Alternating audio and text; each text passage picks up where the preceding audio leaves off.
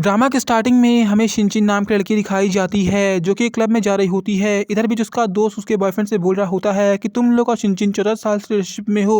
अब बता तुम लोग पार्टी कब देने वाले हो, मतलब कि शादी कब करने वाले हो। जिसके बाद उसका बॉयफ्रेंड उसे बोलता है कि उसे शिनचिन में शादी करने का कोई भी इंटरेस्ट नहीं है। दरअसल शिनचिन उसके लिए एक बोरा इंसान बन चुकी है और अब वो उसके साथ रह के उसका दिन बिगाड़ना नहीं चाहता। जिसके बाद उसका दोस्त उससे बोलता है कि जब तुम पैरालाइज थे तब शिनचिन तुम्हारा काफ़ी ख्याल रखा करती थी। तुम्हें ये बात याद है ना कि तुम्हारे कोई रिश्तेदार और तुम्हारा कोई भी दोस्त समय काम नहीं आया था। जिसके बाद उसका बॉयफ्रेंड से कहता है हाँ ये बात तो है, लेकिन अब शिनचिन के साथ मैं जब रहता हूँ तो मुझे पुराने दिन याद आने लगती हैं, जिस वजह से मैं शिनचिन का साथ छोड़ रहा हूँ। यहाँ पे हमें शिनचिन को दिखाया जाता है जो कि सब कुछ सुन रही होती है। उसका दिल वहीं पे टूट जाता है। जिसके बाद वो फ्लैशबैक दिखाया जाता है, जहाँ फ्लैशबैक में हमें वो लड़का दिखाया जाता है जो कि पैर पे पैरालाइज होता है और अकेले बैठा होता है। तभी यहाँ पे शिनचिन उसकी मदद करती है, उसे खाने को देती है, उसका ख्याल रखती है। जिसके बाद वो लड़का जो गुस्सा करता था वो भी शिनचिन से ध्यान से रखा करती थी। जिसके बाद हमें शिनचिन को दिखाया जाता है जो कि वापस से रूम के अंदर घुसती है और उस लड़के पे गुस्से से चिल्लाने लगती है। जिसके बाद उस पे ड्रिंक उठा के फेंक देती है और वहाँ से चली जाती है। यहाँ पे सभी लोग उसको देख रहे होते हैं। तभी यहाँ पे शिनचिन को हमें भागते हुए दिखाया जाता है, लेकिन तभी यहाँ पे हमें मेन लीड हान दिखाया जाता है, जिससे शिनचिन टकरा जाती है और उनके बीच हाँ 1 मिनट का आई कॉन्टैक्ट होता है। यहाँ पे इन लोगों के भी आई कॉन्टैक्ट होने के बाद शिनचिन वहाँ से चली जाती है।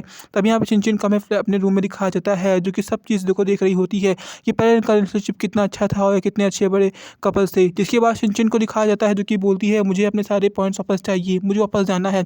यहाँ पे सिस्टम उससे बोलता है कि आपके पास इतने पैसे या पॉइंट नहीं है कि आप वापस जा सकती हैं। यहाँ पे शिनचिन को हमें फ्लैशबैक में दिखाया जाता है जो कि अपने सारे पॉइंट्स को अपने बॉयफ्रेंड के पैर ठीक करने के लिए यूज़ कर लेती है। जिसके बाद अपने सारे पॉइंट्स को मांगती है और कहती है कि ऐसा हो नहीं सकता कि मेरे सारे पॉइंट्स मुझे वापस मिल जाए। यहाँ पे सिस्टम उसे बोलता है कि आपके सारे पॉइंट्स आपके वापस मिल जाएंगे, लेकिन आपके बॉयफ्रेंड का पैर वापस से पैरालाइज हो जाएगा। जिसके बाद वो यहाँ बोल देती है और उसके सारे पॉइंट्स उसे मिल जाते हैं। यहाँ पे शिनचिन को अपना होटल रूम छोड़ते हुए दिखाया जाता है और अपने फ्लैशबैक में दिखाया जाता है कि वो सारी बातों को याद कर रही होती है और मन ही मन दुखी कर रही होती है। जिसके बाद हमें उसका बॉयफ्रेंड दिखाया जाता है जो कि नेक्स्ट डे शिनचिन पे चिल्ला रहा होता है, वो उस पर गुस्सा कर रहा होता है, लेकिन जैसे ही वो शिनचिन को बिना देखे उठने की कोशिश करता है उसका पैर पैरालाइज हो जाता है। मतलब कि उसका पैर पूरी तरीके से अब काम करना बंद कर चुका होता है। ये उसके बॉयफ्रेंड को लिए काफ़ी बड़ा झटका होता है और शिनचिन को याद कर रहा होता है। जिसके बाद हमें शिंजू को दिखाया जाता है जहाँ पे एक आवाज़ आती है, वो बोलती है आप लोग का बॉडी ट्रांसफॉर्मेशन स्टार्ट हो रहा है। इसके बाद हमें शिंजू को दिखाया जाता है जहाँ पे उसके दोस्त का कॉल आता है जो कि बताता है कि उसका बॉयफ्रेंड वापस से पैरालाइज हो चुका है और उसे काफ़ी ज़्यादा ज़रूरत है, तो इस वजह से प्लीज़ वो उसके पास आ जाए, वो उसे याद कर रहा है। इसके बाद शिंजू उससे कहती है कि अब उनके बीच कुछ भी नहीं रह गया है और जो भी कुछ था वो ख़त्म हो चुका है। साथ में जो उसका पैर पैरालाइज हुआ है इसमें उसका कोई भी हाथ नहीं है और अब वो उससे ब्रेकअप कर रही है। उनके काफ़ी ज़्यादा हसीन पल होते हैं। जिसके बाद इनका बॉडी ट्रांसफॉर्मेशन स्टार्ट हो जाता है और ये दोनों लोग नदी किनारे जाते दिखाई दे जाते हैं। और यहाँ पे शिंजू उससे कह देती है कि तुम सब मेरे बॉयफ्रेंड को बता देना। जिसके बाद हमें लड़का दिखाया जाता है जिसका पैर पैरालाइज हो चुका होता है, वो काफ़ी ज़्यादा रूड और बुरा बिहेव कर रहा होता है। लेकिन तभी यहाँ पे उसके पास बॉडी गार्ड की बॉडी गुजर रही होती है, जिसे देख के वो हैरान हो जाता है। दरअसल ये बॉडी उसकी गर्लफ्रेंड की होती है। ये देख के समझ जाता है कि चिंचू ने अपने आप को आत्महत्या कर लिया, अपने आप को मार लिया है। यहाँ पे उसका दोस्त होता है, वो उससे बोलता है कि चिंचू ने मुझे ये सब पहले बता चुका होता है कि तुमसे कहिए कि तुम्हारे हमारे बीच अब कुछ भी नहीं रह गया और जो भी कुछ था वो एक सिर्फ हसीन सपना समझ के वो भूल जाए। यहाँ पे जो उसका बॉयफ्रेंड होता है वो अपने आप को काफ़ी रिग्रेट कर रहा होता है और सोच रहा होता है कि उसने क्या कर दिया। उसने अपने पैर तो पैरालाइज शायद से कर लिए, लेकिन उसने किसी और को ज़िंदगी बर्बाद कर दी। लेकिन तभी यहाँ पे हमें पीछे एक लड़की दिखाई जाती है जिसे पागल इंसान पकड़ रहा होता है, या कहीं उस इंसान को पकड़ के ले कहीं और जा रहा होता है। इस लड़के का नाम शी होता है।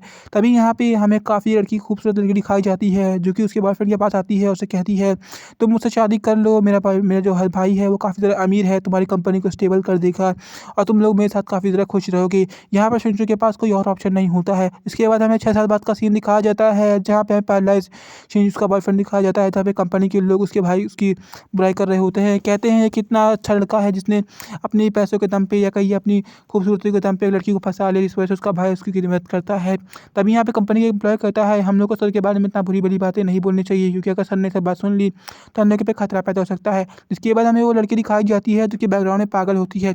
यहाँ पे वहाँ लड़के के साथ दिखाई जाती है। यहाँ पे सब उसे देख के काफ़ी ज़्यादा तंग हो जाते हैं और ये वो लड़की जो कि उसकी गर्लफ्रेंड की वाइफ बन चुकी होती है, वो भी सब देख के तंग हो चुकी होती है कि ये लड़की को मैंने इतना बुली किया था लेकिन आज इतनी खूबसूरत कैसे बन गई।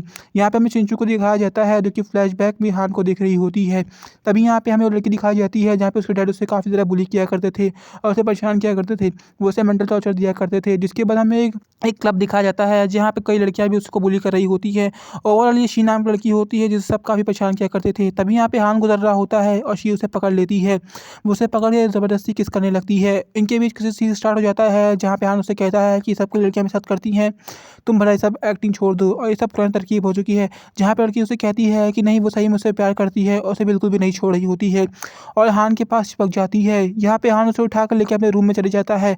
अब यहाँ पे स्टोरी काफ़ी ज़्यादा इंटरेस्टिंग हो चुकी है, क्योंकि आप लोगों को आगे की स्टोरी जानने के लिए कमेंट सेक्शन में पार्ट 2 लिखवाना पड़ेगा और आगे का कमेंट सेक्शन में पार्ट 2 लिखवाएंगे तभी मैं इसका पार्ट 2 बनाऊंगा। वैसे ये स्टोरी कहाँ तक कैसी लगी कमेंट सेक्शन में ज़रूर बताइएगा और मेरी वॉइस नॉर्मल थी ये बात बताना ना भूलिएगा। अगर आप लोग को कोई भी दिक्कत होती है या कोई भी बात होती है तो कमेंट में बताना ना भूलिए, क्योंकि कमेंट में आप कोई भी चीज़ लिखते हैं तो मैं उसको ज़रूर पढ़ता हूँ और आपकी वीडियो के लिए मोटिवेशन मिलता है। Thank you watching this video.